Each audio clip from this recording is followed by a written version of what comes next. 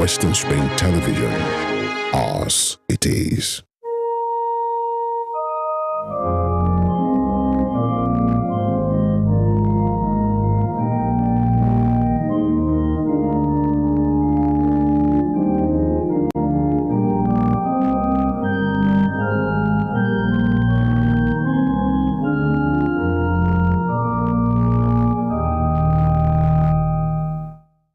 Hello, good afternoon, viewers. Welcome to your darling program, your darling Christian talk show, Issues in Christendom.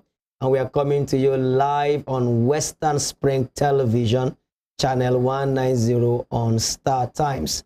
I am Pastor Steve AKINWUNMI. Do follow us on our social media handles, Facebook, Instagram, and Twitter at Western Spring Television. You can also watch us live on our YouTube channel at Western Spring Television. I have with me in the studio this afternoon a media expert, a social scientist, a broadcaster, Dr. Femi Adefila. Good afternoon and welcome. Good afternoon, Pastor. It's been a long while. Exactly. Good afternoon, viewers at home. It's indeed a pleasure to be back on Issues in Christendom on a beautiful Sunday like this. It's awesome. Today we want to raise a topic for interrogation. As we all know, this is Issues in Christendom, where we bring up issues and interrogate them for the purpose of growing up in our faith. And we're looking at the issue of anger today. Is anger sinful? That's the question on the table today. What has the Bible has to say on the subject of anger? Okay, let me start with Dr. Adefila. Your take on the issue of anger. How do you look at it? Thank you very much. Anger is an expression of emotion, psychologically speaking, and it's in psychology. When you are happy and you express it, it's an emotional expression. That's right. When you are happy, when you are joyful, that's right. And when you are angry too. That's why we say anger is emotion characterized by antagonism. Joy, you are joyful. Exactly. Your spirit is pleased. There's an excitement. There's no antagonism. But when the reverse is the case, then we call it anger. As long as we are human, we are emotional. That's right. We are emotional beings. And you are bound to be motive and emotional most often than not. But the question, which is the big question, and the big elephant in the room is that, is anger sinful? That's right. Does it constitute sin? That's what we call righteous sin.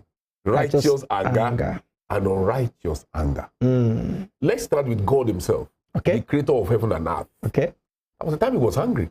He was hungry with the Israelites. That's right. When they were on their route to the Canaan land. They did some things that provoked the wrath of the Lord. That's right. And he dealt with them decisively. He expressed his anger. Moses, that was the intercessor between the Israelites and God, was also very hungry. And actually handed him a ban from entering Canaan land. Because he struck the rock instead of speaking and touching it or speaking to it. Speaking to it. So we are bound, no matter our nature, our spirit nature, we can still be angry. But the tweak is this. You can now be unrighteously angry. You can have unrighteous anger once your anger starts to go in the direction of hate. When you despise a person, when you keep malice, then that is unrighteous anger. Our Lord Jesus Christ was hungry. John 2nd, I think 7 or 15, recorded that when he entered the synagogue and he met Pharisees trading, buying and selling in the temple, house of prayer, with reckless abandon in the house of prayer, he was provoked to anger, and he was angry. He expressed his anger. He checks them out. That was righteous anger, to right the wrong of those people who have sold themselves to the word of perdition. That was righteous anger. And so he himself, that was, it's 100% human. and one that is the Lord. Spirit. That's right. That's right. Then another time, when he was being persecuted, he wasn't angry that he was being persecuted. He was angry that the heart of the persecutors were hardened unto the things of the Lord. He was also very angry. So you can be angry. But the beauty of the conversation is this. As a human being, when you are angry, you must know where and when to apply brake. So that the Bible passage that anger lies in the bosom of the foolish will not be your portion. But if you express anger to right the wrong, I did say earlier on that anger can allow you to express ill feelings. When you are bottled up, you want to achieve closure on a particular issue, then you let out the steam. Then you are free from the encumbrances of anger, of emotion. Then your spirit is light. Your mind is light. It's good. Then anger can propel you or provoke you to save a nation, to save a situation, to right a wrong, even to rescue people from slavery. You can be provoked to anger. We said earlier on that Lincoln you did in the story of Singapore. This that Singaporean experience. What he meant on ground provoked deep thought in him and anger. He became very emotional. That what should I do to rewrite the history of my people? That was positive anger. And like we said earlier on, that's what we call positive energy and negative energy. If you have righteous anger, you are still in the realm of positive energy. You are dispensing it to do so. But once you cross the border and you are dispensing your negative energy, it becomes unrighteous anger. Because you see that person, you hate her, you despise her, you want to kill her. Like Cain did to Abel. Cain expressed unrighteous anger. Despite the warning from the Lord. That's right. That's right. That are you angry? Where are you downcast? What is your problem? Sin lies at your door. That's right. Don't let it rule over you. That's right. You subdue this sin that lies at your door. But it became a tool in the hand of devil and sin and anger, and he was provoked to anger. He lured his brother to defeat, and he killed him. He slain him. You know, when God asked him, Cain, where's your brother? Where's your brother? Am I my brother's keeper? Look at the way he even responded to God. Still angry. Yes. You know, it's typical of children even today, and us today. When we have done something, we are in the wrong. We are angry. We are quick to speak. Am I my brother's keeper? He was defensive. He was very defensive. So that is the difference between positive anger and negative anger. Righteous anger and unrighteous anger. Wow, so beautiful introduction. Anger is in itself is not sinful. It depends on the way we use it. That's right. And I love the fact that we have split it into two. There is a positive and a negative anger. One is righteous, the other one is unrighteous. And that the righteous anger are tools for change. Like the story of Lincoln in Singapore. And even again and again in history, we see people that have used anger to bring about a revolution. In their family. 1776. America was under slavery, under colonialism. That's right. They were provoked to anger because the British imperialist was taking undue advantage of them. They were taking their land. They were oppressing them. They were suppressing them. They were subjugated under the lords of British. And they said, no, enough is enough. They took independence by force. And they built a virile nation. A nation that is the biggest economy in the world today. A $22 trillion economy. Wow. An economy that dominates the world as it were. Dollar is a legal tender all over the globe. That's right. That's right. That is a product of righteous anger. Enough is enough. Enough is enough. This must continue. We are putting our lives on the line. We are no longer going to be slaves. We are going to be independent people on our own land. Go back to where you come from. That was positive anger. They were angry and they changed the British away. They fought them and they got independence by force. And they started a journey to glory. And today? Provoked, is triggered by anger. Until today. So we should not look at anger as totally evil. Yeah. There is a positive side to it which we can explore. You know, there's this man in the Bible called Jabez. The prayer of Jabez is popular. People at prayer meetings, the prayer of Jabez. That's right. Oh, that you will enlarge my cause and all that. Now, what led to that prayer was that when you read from the upper part, you will see that it belongs to a tribe, the tribe of Judah. They were all prospering. But he saw that he was the only one that was different. Why was my case different? That provoked anger in him. And that led to prayer. I said, why am I different in this blessed family? Why am I the only one that is not making it? And then he found out that the name the mother gave him was the reason why he was not prospering. Jabez, which means sorrow. And he cried unto God in anger. And God changed his story. And Jabez became a blessed person. That was the product of anger. And something happened. Okay. Jabez allowed his anger to go through a process. He was not foolish. He interrogated his situation. He recognized the fact that I'm in a blessed land. Everybody around me is blessed. That's right. They are prosperous. And the prosperity is manifesting.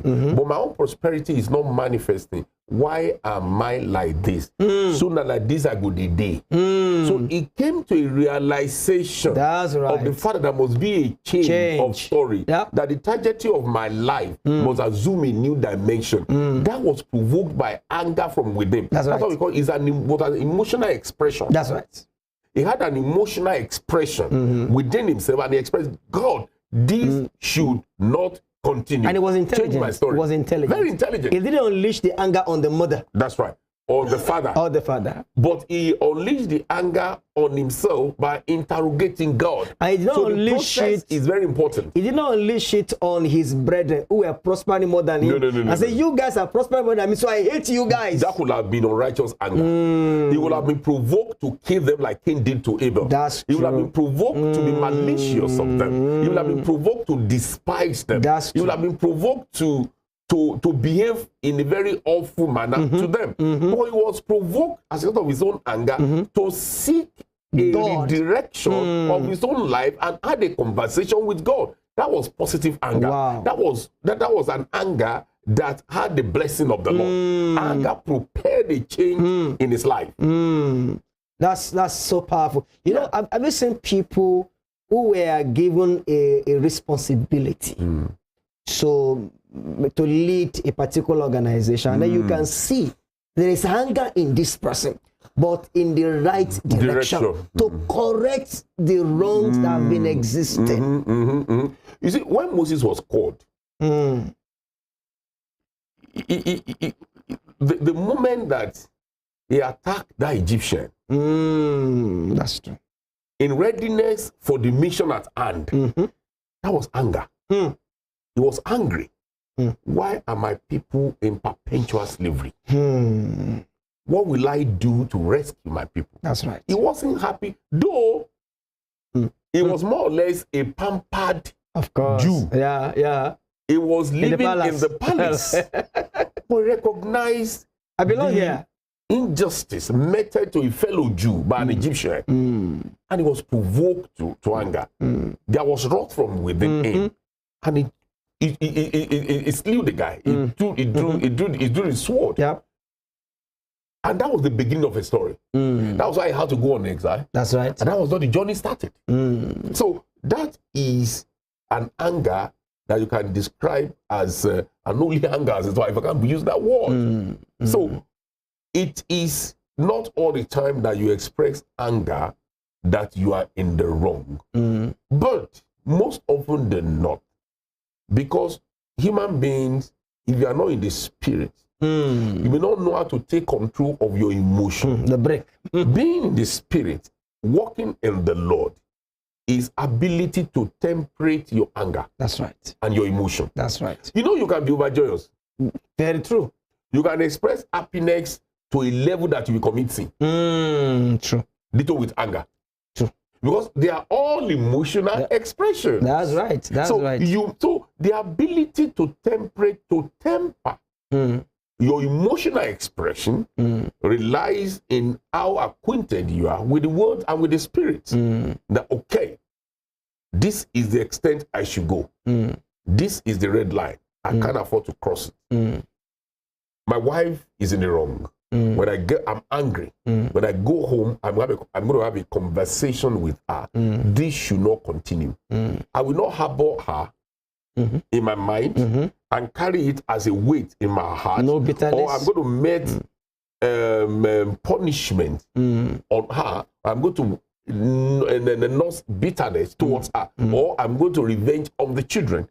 If you seek revenge, if you are malicious, it's unrighteous anger. That's right.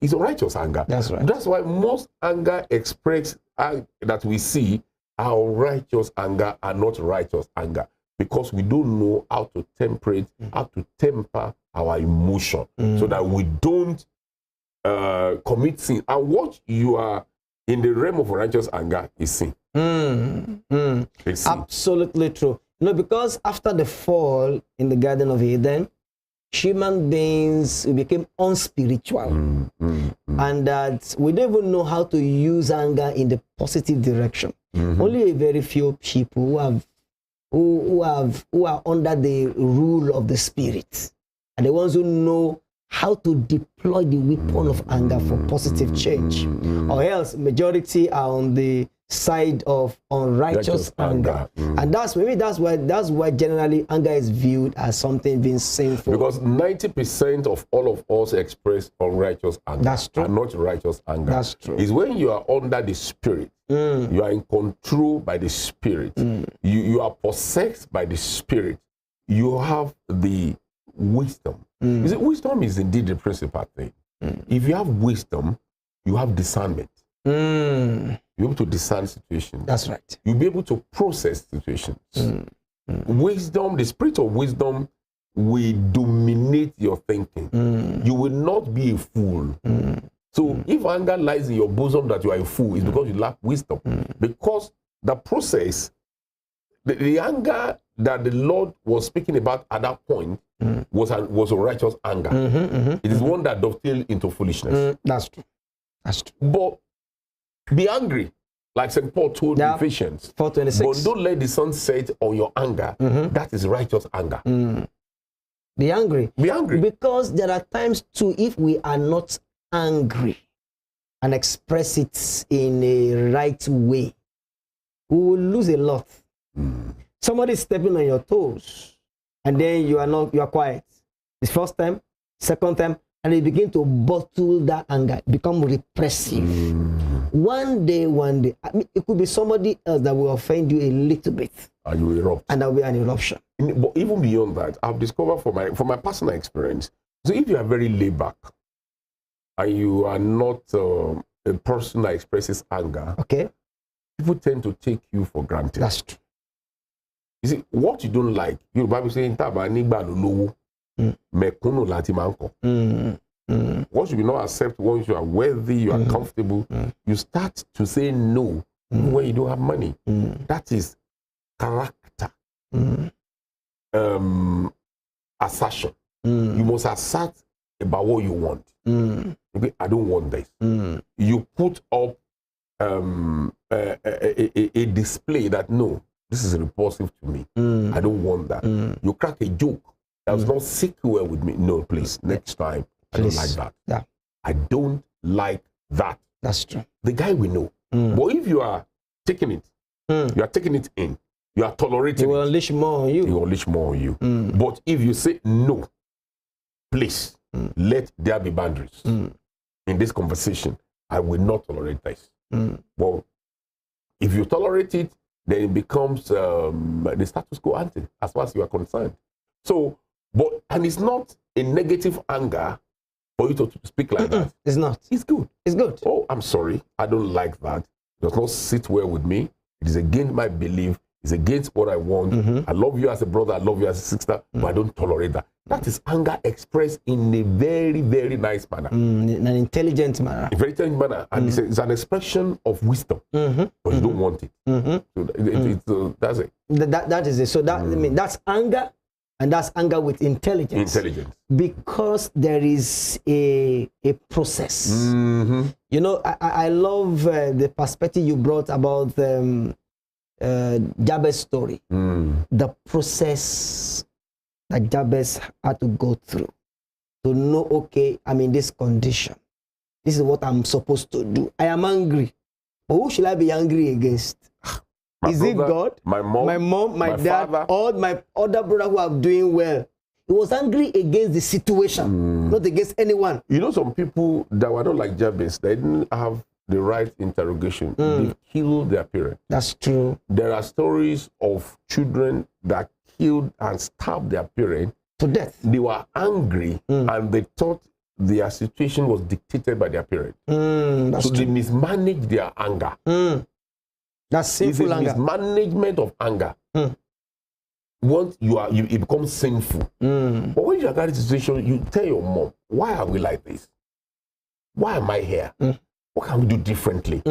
This is unacceptable. That's right. We need to change this situation. Yes, that's right. Let's go on and let's pray unto the Lord. And let's walk after praying. Let's change the trajectory of our life. That is an anger that is well positioned. But once you tweak it and start to express hate, deep-seated hatred for your parents, for people around you, for those who are prospering, who are prosperous, and who are making money, then it's unrighteous. It's unrighteous anger, and then you do something stupid. Yeah. That's why the writer of Proverbs says, "Anger rests in the bosom of fools." You are going to do stupid things. Yeah. I'm looking at this anger. Is it nature or is it the nurturing? I think it's a combination of both, and that's a beautiful thing. You know, a human being is a product of the nature and the nurture. Yeah.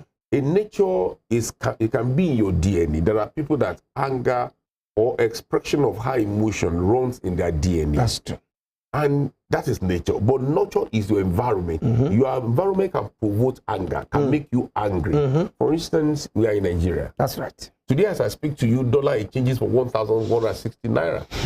That is enough to provoke anger. I'm telling for you to be angry at the situation, to be angry at those in government, to be angry at your nation. Why am I a Nigerian? That's right. Why are things not working for us? That is possible. That is anger that is produced by nurture. The anger that produced by nature is also there, because the likelihood of you imbibing some vices and virtues of your parents is there. That's true. Likelihood is there. Inheritance. But you can tame both. That's true. If you find the spirit. And that's the beauty of being a Christian. And the beauty of the conversation. That's right. That there's somebody that lives in me that is greater than greater is he that is in me than he that is in the world. That's right. If that is your interpretation of it, through a process that when the word is there is casting down, I will say is lifting up. That is a process. You are internalizing your own anger. You are processing it. You are distilling it, interrogating it. That will now provoke how you react. That's right. That's right. So it can be both nature and it can be nurture. But it is the spirit in you that will determine your reaction to nature and nurture. That's true. It is how we allow the spirit to govern and guide us that determines our response or our reactions to that. You know, because I'm thinking when Jacob was blessing the 12 sons in chapter 49 Genesis, when he got to verse 7, he cursed the anger of Simeon and Levi. He says, cursed be their anger, for it was cruel. And he did that because they displayed something earlier, where somebody raped their sister, and then they had a negotiation that, okay, you're going to marry our sister, you're going to become a Jewish like us, we'll circumcise all of you. They agreed. and they went back in the night and slaughtered them because they were not strong at that moment. And that was a displeasure to their father. So when I was blessing them, he said, cursed be their anger. And you will now trace it down the line. The tribe of Levi especially, anger was running.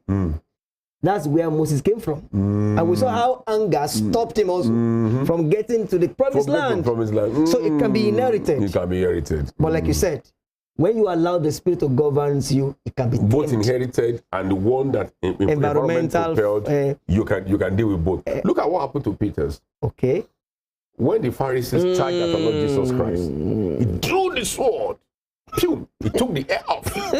He was angry. He was very angry. How can you arrest our boss? You do this guy? He's our hero. He's our hero. Why would you do that? And Jesus Christ told him to take it easy. He took the air, took it back. Put it back. You see, that anger was an anger from my own interpretation, not misplaced. But Jesus Christ, who operates at a higher realm of wisdom, saw it as misplaced. No, you don't need this. I need to be arrested.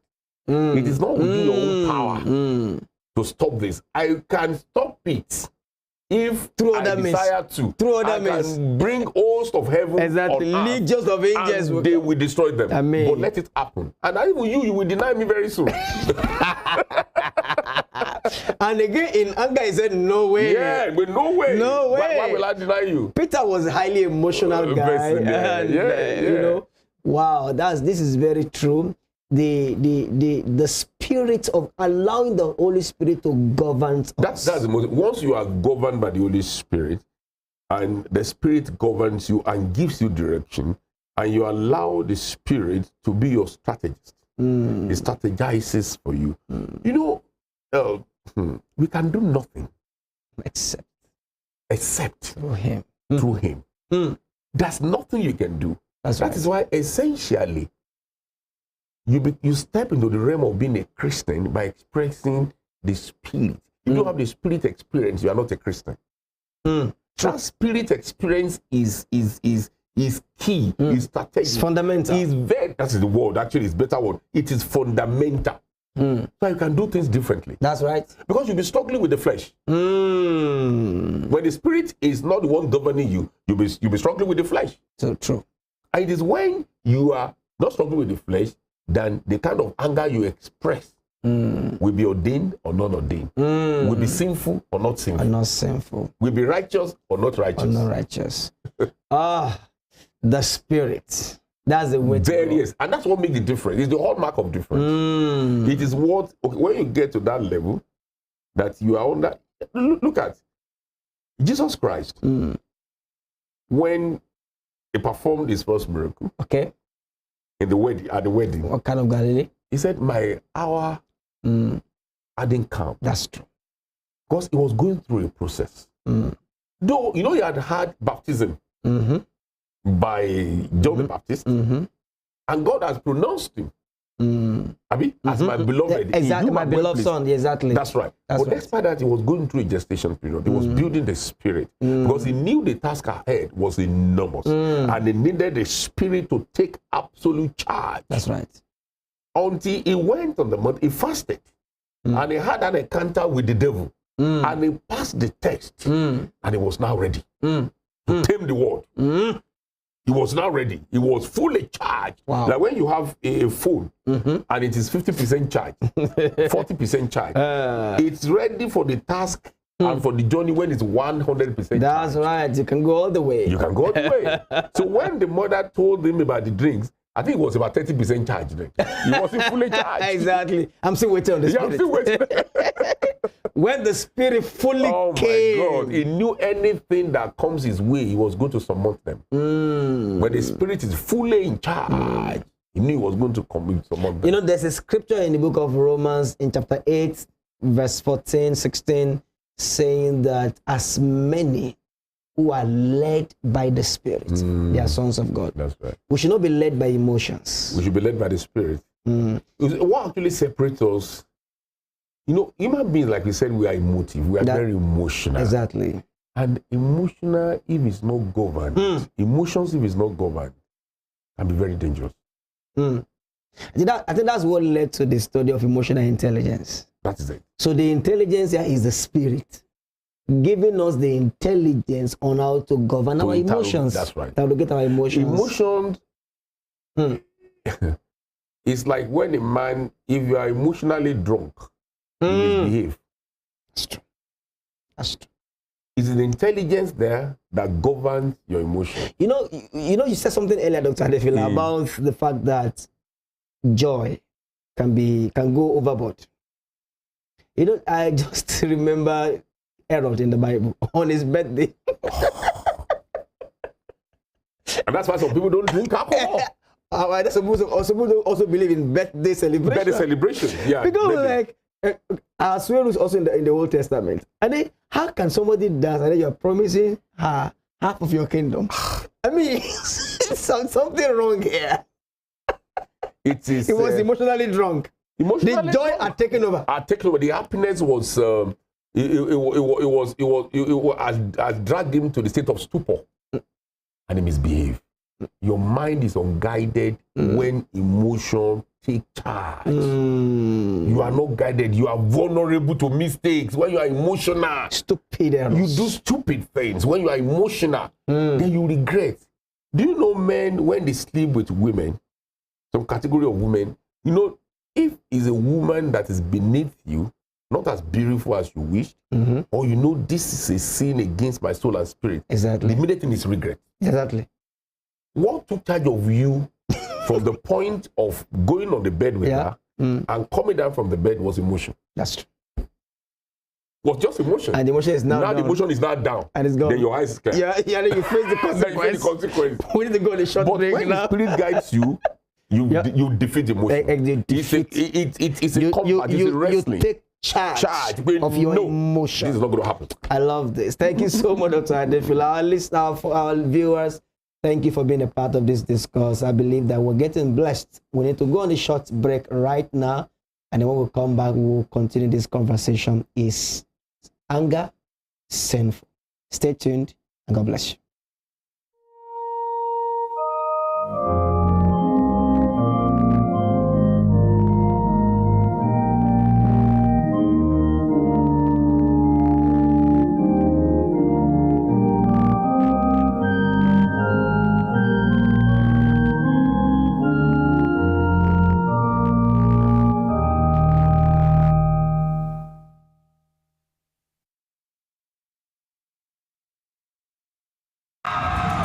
Nigeria once had giraffes, rhinos, and cheetahs. But we have lost this iconic species. And we may lose our lions, elephants, and gorillas too. Be iconic and join me to protect our wildlife. Report wildlife crime and say no to illegal bushmeat, because poaching steals from us all.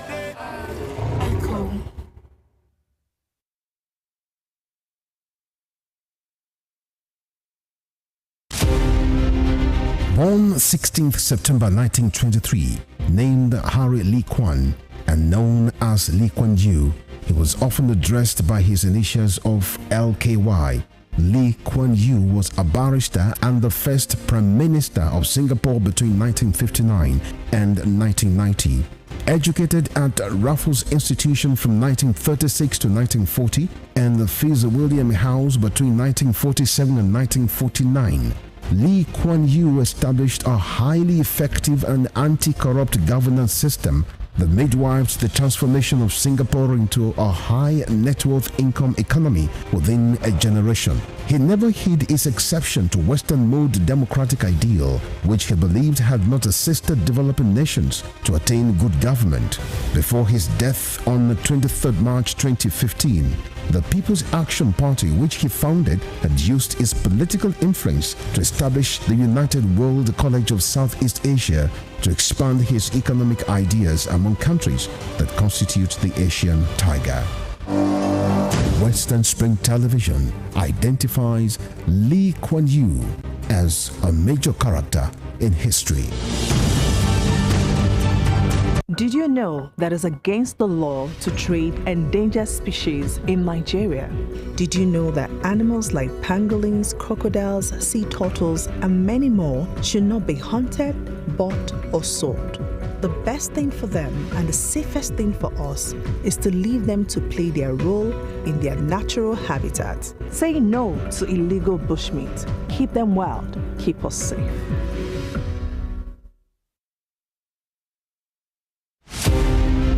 This iconic African presents the narrative of a man destined to exert an imperishable global influence in Western education. His was a story of a freeborn, captured and sold into slavery. He was born in Oshogun, a native Yoruba village near Iseyin in Okeogun axis of southwest Nigeria.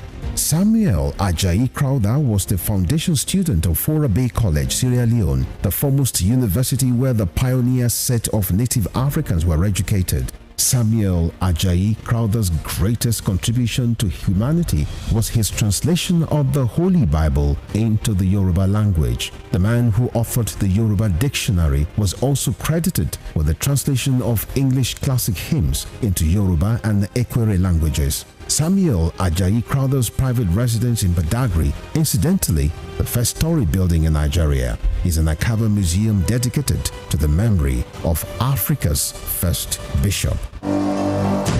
Western Spring Television identifies Samuel Ajayi Crowther as a watershed character in history.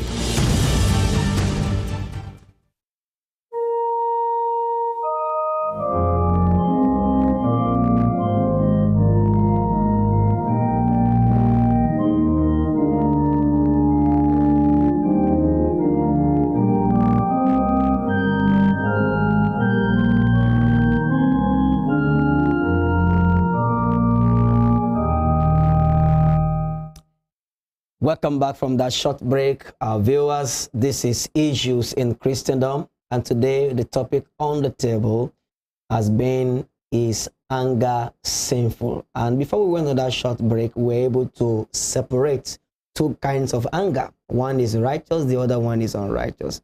The righteous anger is a tool for change, while the unrighteous anger is the one that is destructive, both on the individual, can also destroy a system, an organization, community, and the nation at large. We want to take the conversation forward. Now, talking about the unrighteous anger, we've established the fact that it's very destructive. It's foolish acts. And one of the reasons why it becomes foolish and destructive is because it lacks the process. Because the same issue, two different people will respond differently because of the way they processed it. What unrighteous anger lacks is intelligence. That is why emotional intelligence is now a full course that people study in the university. Yep. I know someone who has a PhD in emotional intelligence. Wow. How do I govern my own emotions? How do I govern my emotions of people I'm in relationship with? That's right. That's emotional intelligence. That's true. That is from the academic perspective. But the most potent tool that you can use to govern your emotion is the spirit. That's right. But it's good to also have an understanding, literally understanding on how to govern your emotion. That's true. Or how to control your emotion with intelligence. Because the spirit is intelligent. It's the most intelligent thing. So it's what actually intelligent. What they call IHA is also spiritual intelligence. It's spiritual intelligence. It's just intelligence. So once you can, if you operate with intelligence and you deploy intelligence to govern your spirit, then your anger will be righteous and not unrighteous. But when there's no intelligence, you'll be very unrighteous. And you will take decisions on the spur of the moment. You will rush to decisions. You will hear something, instead of internalizing it, interrogating it, interpreting it, you will just rush to action. And you can destroy 25 years within a second. That's true. What you have done over years in a split of a second, you can take an irrational decision that is not governed by intelligence, reload you into an eternal regret. So that's why it's important to have intelligence.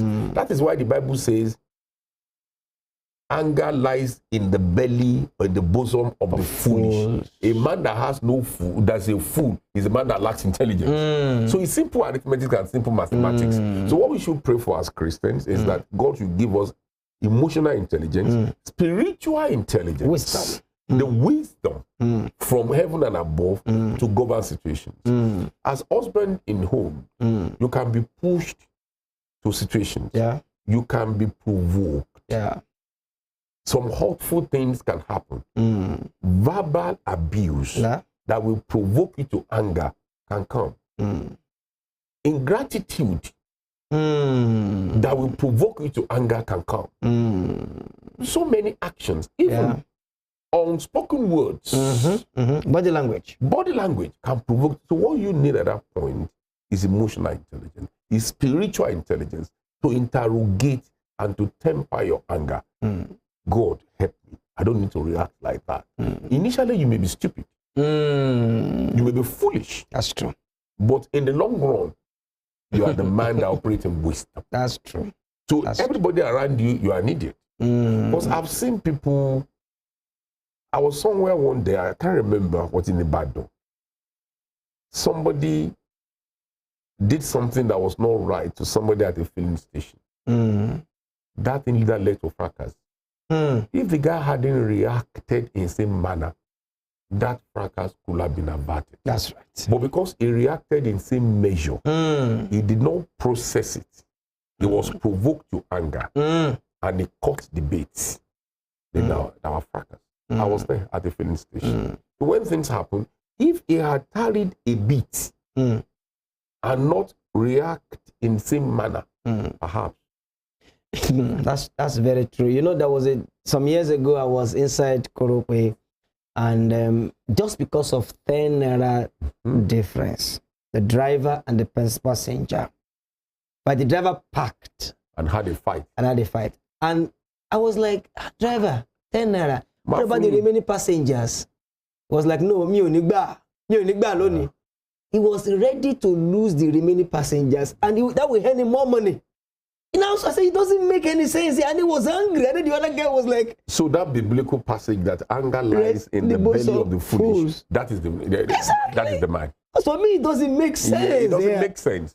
But you see, we don't know where it's coming from to the driver. Have you seen Nigerians driving on street, on the road, and one hit the other, and you see what happens thereafter?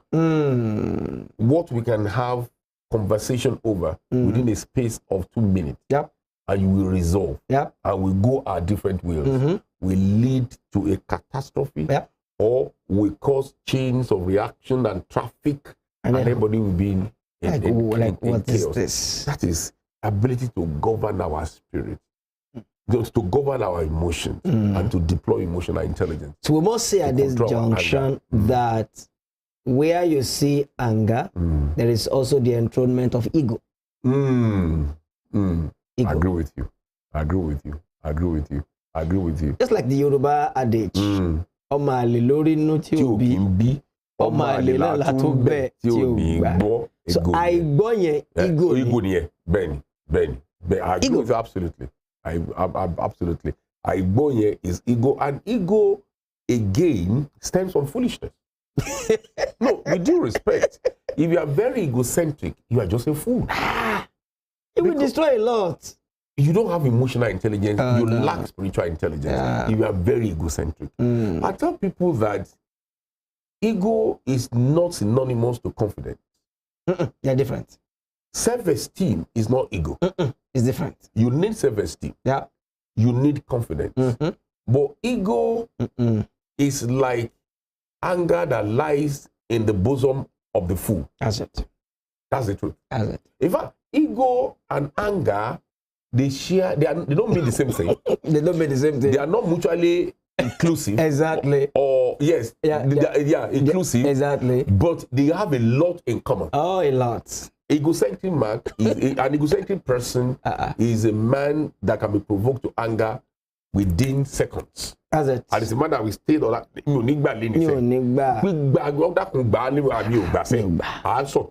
Until everything gets destroyed. That's right. That's right. That it will destroy our money. Yorùbá ní ìbínú mọ̀ pé olówó òun lágbára. Ìbínú kò mọ̀ pé olówó òun lágbára. Because anger can entrust on your shoulder a weight that is bigger for you to carry. Anger can bring a situation upon you. That's right. That will be larger than thou and will subsume you. Just anger. You know, some years back, a man was telling me about his son. He did WAEC. He doesn't want to do the NECO exam, and the father has already registered him. He was like, Daddy, don't worry, that WAEC, passed it. We have not seen results. Son, go and do the NECO. He said, no, I'm not, I paid for it. And so at the point, he was like, hey, it's your life. If you want to destroy, go and destroy your life. He now said that later he sat down, he had a rethink. The life of this boy is connected to my life. Of course. If his life is destroyed, because I am hungry with him. My life is destroyed. My life is destroyed. He had to go back and beg the boy. He had to go and beg him. He come and do the exam. Eventually, sir, he failed the WAEC. It was the NECO that he passed. The boy has now graduated. You see, and that's a classical example you just gave, sir, with very due respect. Yeah. The man had every right to be angry. Yeah, he has. It was his money. Yeah. It was his idea. He labored for it. And he was doing the son a favor. To create a future for him. Son, don't rely on WAEC. Do this NECO. Yeah. Perhaps WAEC may fail you. Exactly. If you are damned by WAEC. Please, NECO may be your rescue. Exactly. Please do it. Exactly. If the son is now adamant, because he was operating at the realm of foolishness, yeah, and he didn't see the fact that that exam was necessary, and can be his fallback position, you may be provoked to anger. Yeah. But the man was angry, but when he got into his bedroom, upon reflection, and had a retrospection, that's right, that I need to have a conversation with this man. That was emotional intelligence. That was spiritual intelligence. That was what we call interrogation and processing situations. And he had to dethrone his ego as a father. To go and beg the boy. Sir, those processes led to the dethronement of the ego. That's right. The emotional intelligence, spiritual intelligence, the processing, the interrogation, eventually dethroned the ego. So he now became, he was the underdog. He now became the top dog. My God. And he told her, he did that for a purpose. Yeah. He was being futuristic. A man that is egocentric is a man of the moment. He's not a man of the future. That's true. A man that is a man of hunger is a man of the moment. He's not a man of the future. He's not a man that is futuristic. That's a man that's looking at the future. That this will dovetail into everything. And I'm going on a long path in life. My journey is not, life journey is not a sprint. It is a marathon. I'm going on a long path. Yeah. That was what happened to that man. So having a conversation, somebody was having an issue. The daughter was very angry with the mom. Okay. Sorry, the daughter did something that was very rude to the mom. And the mom was very angry. And she told me, and I told her, she's your daughter. Yes, she's of age, she's 25. But as a mom, you must come to a point of realization of the fact that you need to resolve issues with her. That's right. You can't stop talking to your daughter. You will lose her in the process. That's it. You have to be me. Swallow it. Swallow it's a bitter pill, but you have to swallow it. Dethrone your ego and talk to her. Have a conversation. Once your ego is dethroned, then you can have a conversation with her. You know, there was a day a lady called on the radio show and was saying that if anybody knows my dad, go and tell him he should come down from the horse and come and resolve things with the children. The moment he dies, they will forget about him completely. Yeah, I remember my day, that day. I was so sad. I remember. And it's patriarchy. Oh, yeah? You know, patriarchy fuels ego. Patriarchy fuels ego. If you are operating at the realm of undue patriarchy, and you believe so much in patriarchy, you are very egocentric. That's right. You see things from your perspective, and you want to lord it over the children. And you don't come to a point that you have to dethrone your ego, so that you come down and have a conversation, that you save your future. And the patriarchy is very terrible. It's very terrible. You know, a man was telling his wife, he said, I am the Lord here. You must obey me, even if I don't make sense. He announced to the wife, said, you will be at peace in this home as long as you obey my instructions, even if it doesn't make sense to you. And you'll be provoking my anger if you don't obey my instructions, even if it doesn't make sense. Those are men that don't believe in what we have spoken several times, benefit and burden in life. For every benefit, there's a burden. If you are the Lord in the house, that is the benefit of being a man, the head of the family. Yeah. The burden is that you must be the rallying point for your family. That's it. That's it. You must be their titan. As we say in Yoruba,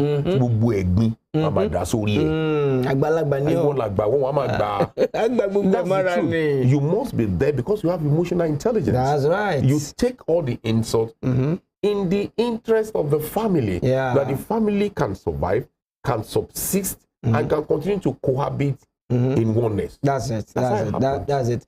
So how we got to this point in our conversation and see the connection between ego, anger, and then the issue of emotional intelligence. I mean, this is really beautiful. Yeah. So not all anger is sinful. Some are as tools for change, but then we also have sinful anger. And that the reason we have sinful anger is because there is no due process. That's right.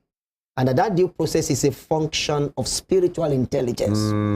You sit down, you have a retrospect, even introspect. And then you also have the future as well. You look at the future, you look at the totality of everything, and you take a decision at that point in your life that will save the situation.